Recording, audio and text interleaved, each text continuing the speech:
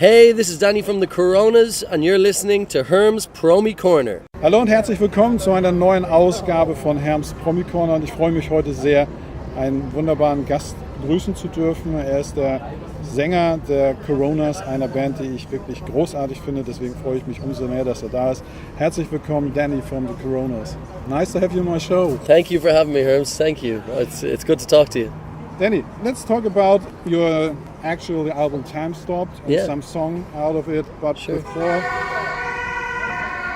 before we do this, when did you start composing or writing your first songs? When I was very young, I suppose I was lucky to grow up in a musical family. So my mother is a folk singer, Mary Black is her name, and she has toured the world really. So we grew up around music, me and my brother and my sister, and from an early age she encouraged me to write my own music. So I think I probably wrote my first song when I was probably 13 or 14.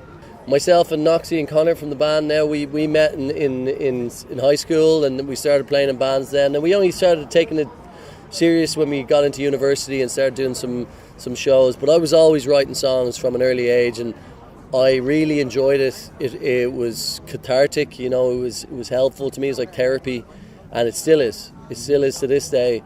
And I go through phases when I write a lot, and then sometimes I won't write as much for a couple of months. And I love songwriting. It's been very helpful to me my whole life.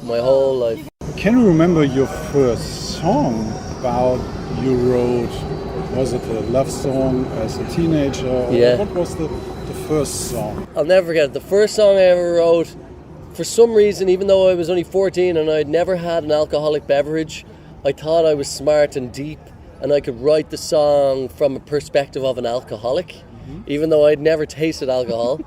And I wrote this real deep song. I wake up every morning and I can't remember what I did last night, and it was terrible. But I always had encouraging people around me, and that I think was important. My mother, my father, my sister, and everyone was always encouraging. I think that was an important thing, and even with the band, and they're still encouraging to this day.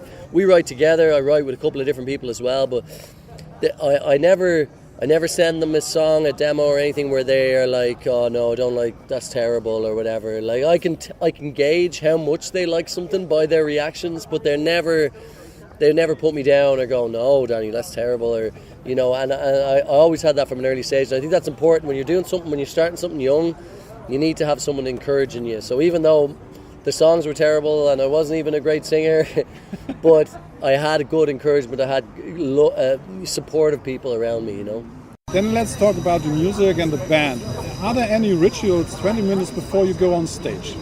We sometimes do a vocal warm-up together and we sing a bit of something together, but we don't really have any rituals. I do my own vocal warm-ups, and I think when the rest of the band hear me do that, and I have a vocal warm-up that I've started doing the last few years, I think that hones everyone in, going, okay, he's doing his, I just, me, all this sort of stuff. And that gets everyone ready to go. We'll have a little group hug before we go on and just say, have a good show. We try and treat every gig the same. So even if we have a big show or a small show, we try and do roughly the same thing. We don't make too big a deal of it. And we always just say, go out and enjoy it. We're lucky to do what we do. We love playing together. We just love playing music, and we feel blessed to be able to tour and do it.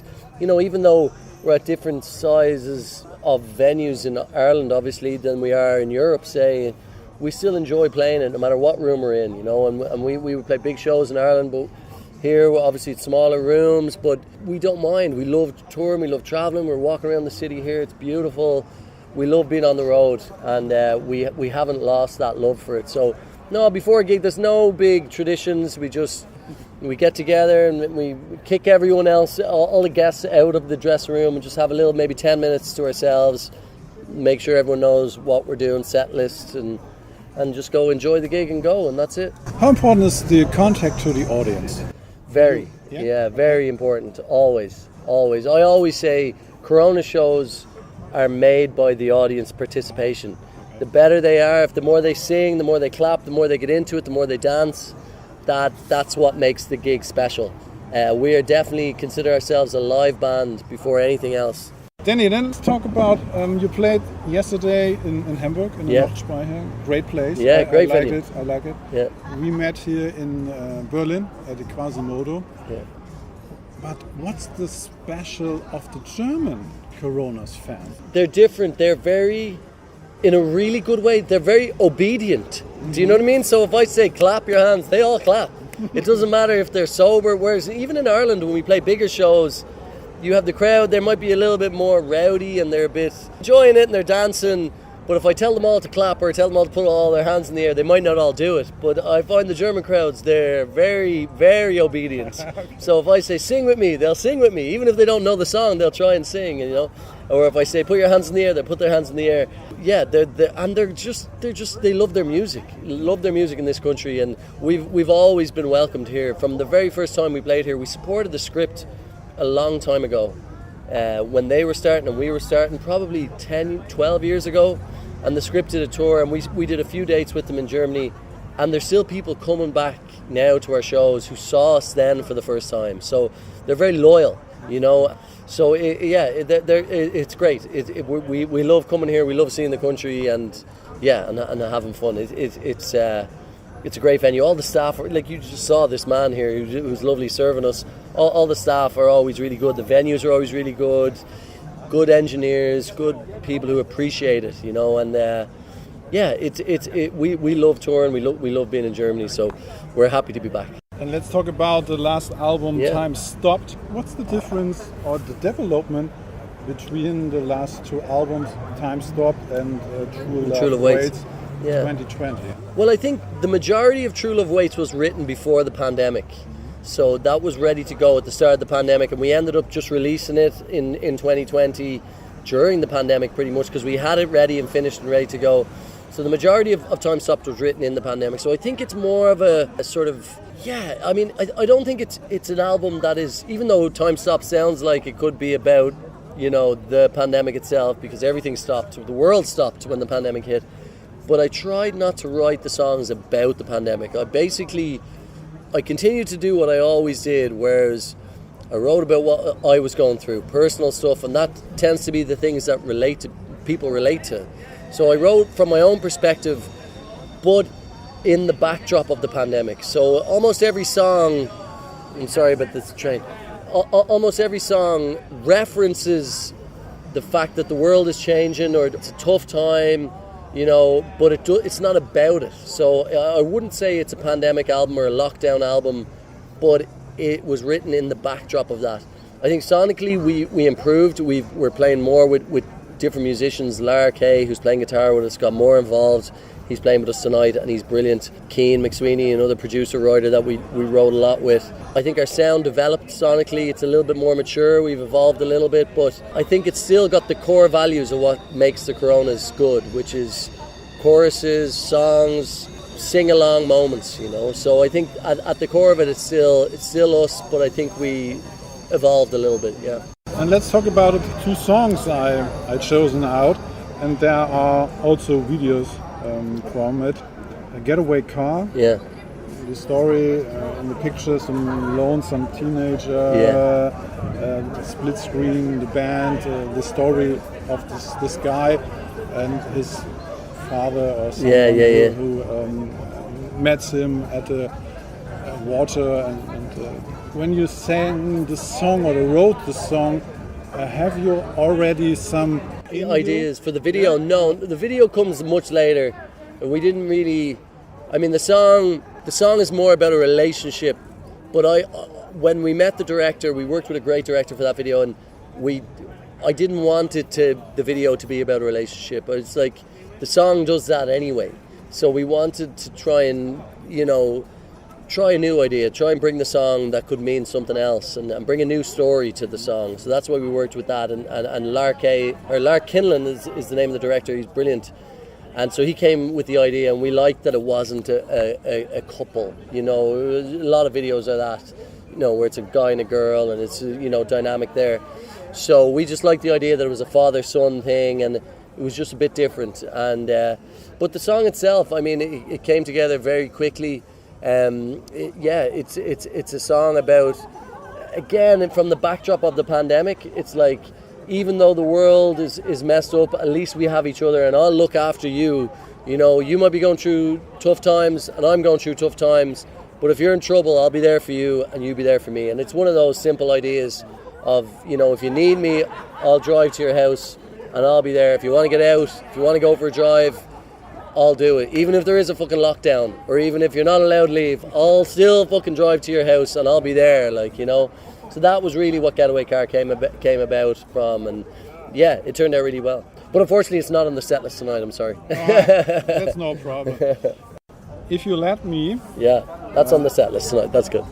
I like this lightning bicycle, you're driving through the night of the time. It was much fun. That was a lot of fun. We did that in London, in Shoreditch, and we used to live in London, so now we're back living in Dublin, but we used to live in London, and it was great going back to Shoreditch where we used to live, and just a small crew. There was 4 of us, me on the bike, and the camera on the back of like a truck thing, like, and it was amazing. It was a lot of fun. Everyone looking, going, what the hell's going on there? And me mouthing the words like to no music, but it was great. It was great, and that's a song that is a lot of fun to play live. So you'll see it later on. It's a lot of fun.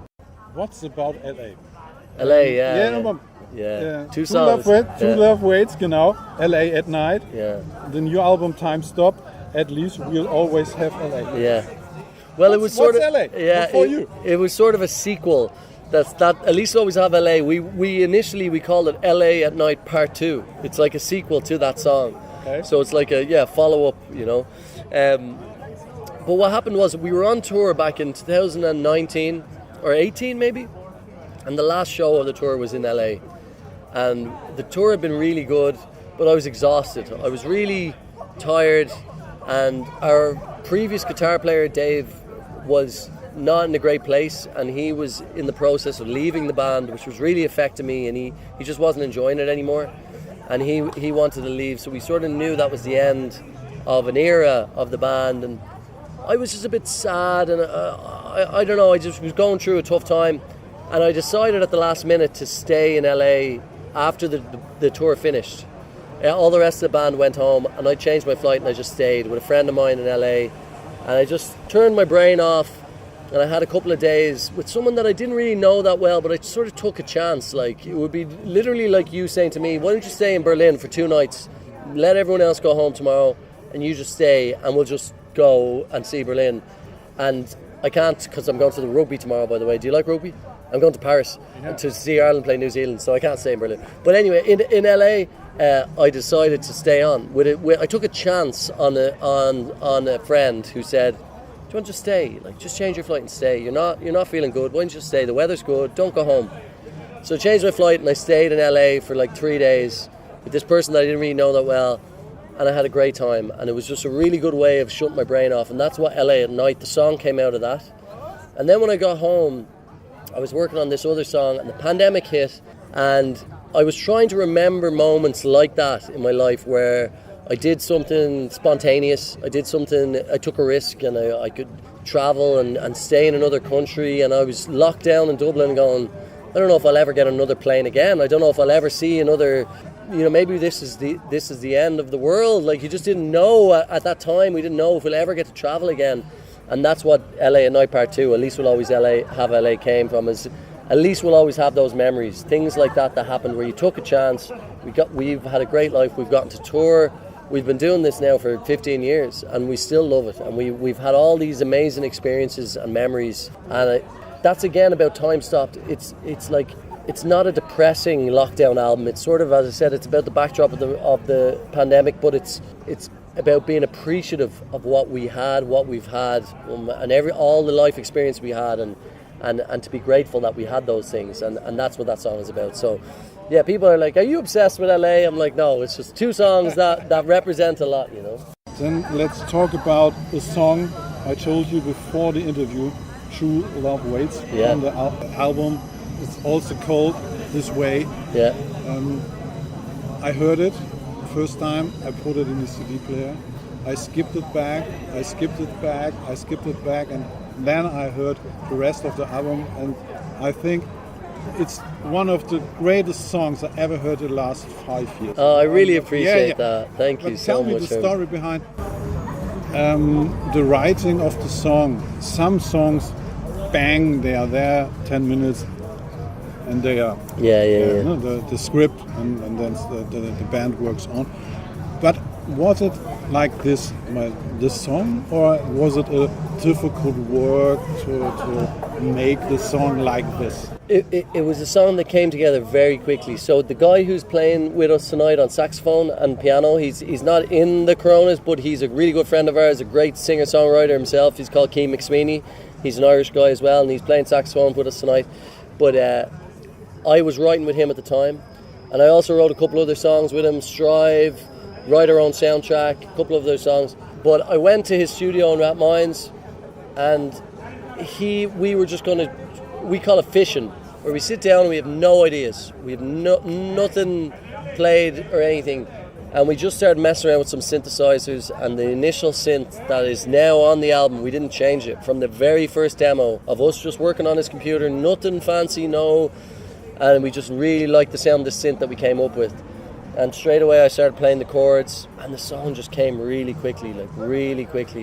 And it's about trying to find that right person for you. It'll be right when it's right, and if you found that person, it'll wait, and having doubts about it, that's okay. And then meeting someone, basically it was the start of a relationship where you're crazy about someone, but you're like, you've only just come out of another relationship, so you can't dive right in, and you're like, okay, it'll wait, let's not throw ourselves in it, but you're struggling not to do it.